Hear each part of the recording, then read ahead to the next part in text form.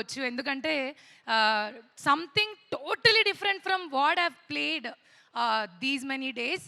But what ever it is, ఎంత కష్టపడ్డాం, ఏం చేసాం, ఇవన్నీ పక్కన పెడితే ఆ ఎండ్ రిజల్ట్ ఉంటుంది కదా, కష్టం తర్వాత వచ్చే ఆ సుఖం చాలా బాగుంటుంది. సో నేనైతే మాత్రం ప్రతి షాట్లో అలాగే ఫీల్ అయ్యేదాన్ని. నేను చాలా నేర్చుకున్నాను actually.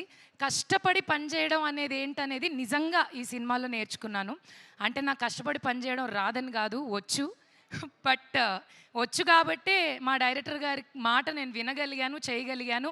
I'm hoping and wishing నేను ఆయన అనుకున్న ఆ మార్జిన్ని రీచ్ అయ్యాననే అనుకుంటున్నాను.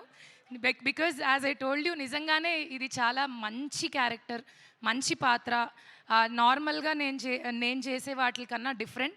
And coming to Sri Venkateswara creations, చాలా హిట్ సినిమాలు నాకు ఇచ్చింది, నాకెంతో పేరునిచ్చింది, గౌరవాన్ని ఇచ్చింది.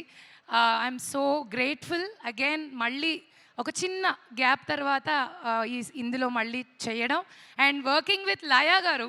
సో ఫస్ట్ డేనే it was so beautiful.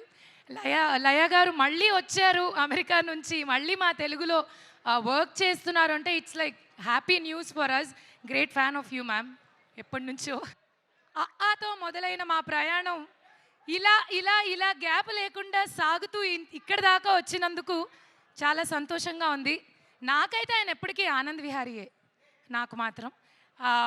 So అందరి గురించి చెప్పేశాను. ఇంకా చెప్పాల్సిందల్లా ఏంటంటే 4వ తారీఖు మా సినిమా రిలీజ్ అవుతుంది. థియేటర్కి వెళ్ళి మనసారా మా అందరినీ గౌరవించి, ప్రేమించి, సినిమాని చూసి ఆశీర్వదించండి. Thank you. ఇట్లు వింధ్యా ఫ్రెండ్ హరితేజ.